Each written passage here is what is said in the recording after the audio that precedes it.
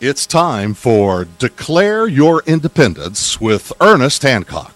Believe me when I say we have a difficult time ahead of us. But if we are to be prepared for it, we must first shed our fear of it. I stand here without fear because I remember that I am here because of the path that lies before me, but because of the path that lies behind me. I remember that for 100 years we have fought these machines. And after a century of war, I remember that which matters most. We are still here! Tonight, let us make them remember we are not afraid!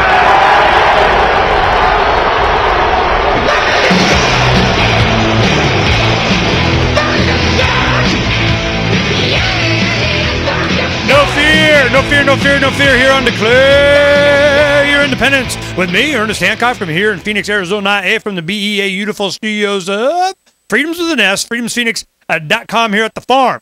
Where we got, do you got chickens? We got chickens. We got chickens, we got goats, we got a garden, we're getting ready. And we just, a lot of it is just information. Well, somebody has already made the move.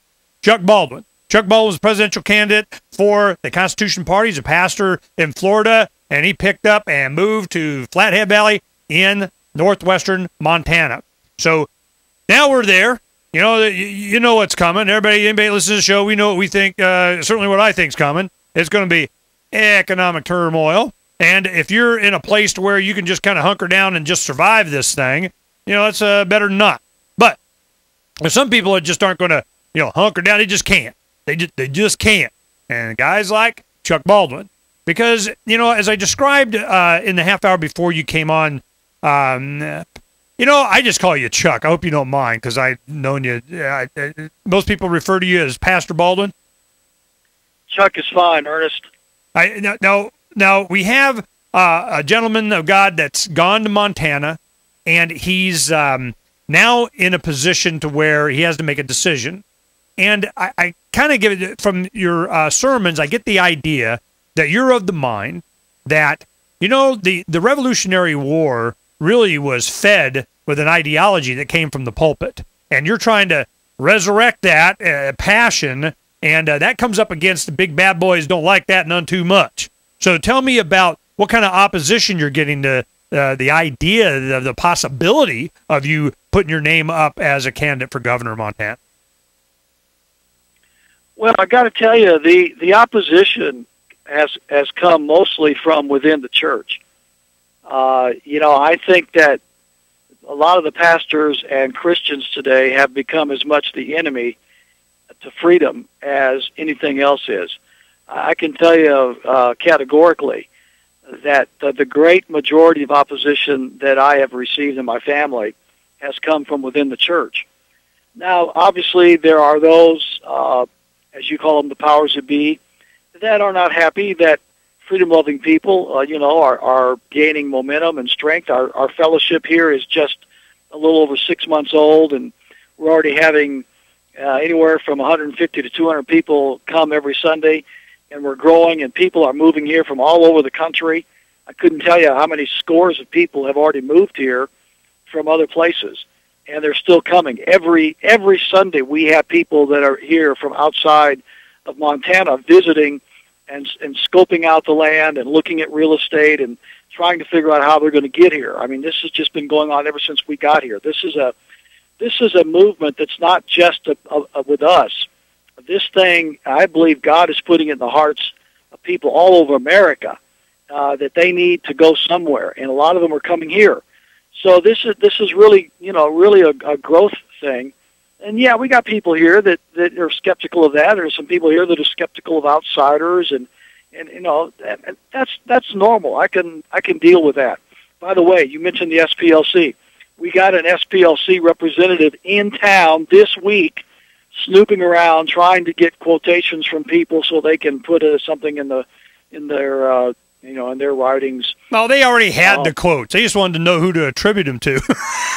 Yeah, maybe so. But yeah, I was at the top of their list, as you know, here a few months ago. So no big deal. But yeah. And you're talking about the Southern. You're talking about the Southern Poverty Law Center, and the one thing, that's right. The articles that they did, and this is how they've operated, since I've known of them forever. And it goes like this. We got trouble right here in River City, and it's spelled with a M, stands for militia, or it's anyone that would. I asked Heidi Byrick, she's the director of special plans or projects or whatever, and I've had her on my show a few times. Amazingly, she came back not just once, at least twice. And I asked him, with all the people that were on the Patriot list, including yourself and Dr. Paul and Stuart Rhodes and Sheriff Mack and Gary Franchi and Catherine Bleish and John Statman, I mean, on and on and on, Bob Schultz. I mean, I'm like, man, that's the list I want to be. How come I can't get on that list, man? What's going on? And she said two things at two separate times. She answered, and she said, one, because we know you want to be on, and two, we don't put libertarians on the list. And I'm like, I didn't even understand what that meant. But wow. They go through a community that they're targeting, and it's kind of a law enforcement. They're kind of the spearhead for here comes some kind of Department of Justice thing. I've gone through this with them, and if they're targeting that area or you or associating with, and we got skinhead, supremacists, whatever, they're doing all this kind of stuff, it's because they got a plan. They're just the beginning of a PR campaign for what they already got planned. And I'm telling you, they're setting you up for something, and you just got to be careful. Oh, yeah, I believe that. Well, when they say they don't put libertarians on the list, then what is Ron Paul doing on the list? Well, he's Republican. Yeah. Okay. As far as they know. Well, the bottom line is that most of the opposition has come from within the church, and I think that's where our biggest problem is. I really think that we have got to start thinking outside the box. We've got to start acting outside the box, and obviously whenever we move 2,600 miles from a place that we called home for 35 years, where all of my children were born and raised, and the only home that they had ever known, and come to a place, 2,600 miles away to a part of the country we've never lived in, and, places that were completely foreign to us, but because of a burning desire for freedom and liberty in our hearts, and the feeling that this is where we believe we could be best used and best positioned in order to be a part of this freedom message, and then the church reacts with such negativity and disdain. Now, when you say the church, who are you talking about? I mean, your church, church down the street, the church in general, the 501c3 IRS list? I mean, what are you talking about? Yes, all of the above. All of the above. The 501c3 tax-exempt status is a monster that has silenced the vast majority of churches and preachers today. It is absolutely a curse. And until people start recognizing that their church, by virtue of its silence, is a part of the reason we're losing our liberties, we're never going to regain our liberties. Christian pulpits of the colonial America period were the ones that led the fight for freedom and independence. Without them, we would not be a free, sovereign country today. Well, you can understand the motivation. You can understand the motivation why IRS wanted to get them under their thumb then. Well, yeah, that was Lyndon Johnson's creation back in 1954. And he wanted to silence the pulpits of Texas, and he did a pretty good job. And it went nationwide with the 501c3 tax-exempt status. But the problem is that the churches today are just as much a part of the problem as anybody else. They're into money. They're into prosperity. They're into political correctness. Pastors are not preachers. They are CEOs. And until we get Christians to start realizing that we as believers have an obligation to declare this freedom message to our country, take a stand for it personally, we're never going to see the restoration of freedom in our land. Well, I'm rooting for you, man. We're watching because we need to see how this happens. And you know me, I'm like, you're still voting? I mean, I just wow. How bad does it got to get?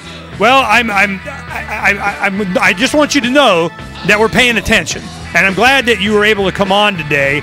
And God be with you, man. You go give them what for, and we'll make sure that you on Freedom's Phoenix. Our readers and listeners all know what's happening. Stay right there, Chuck. I want to talk to you for a little bit. Oh, go ahead and hold on for a second. I want to talk to you after the break. We'll be right back here on Declare Your Independence in just a little bit.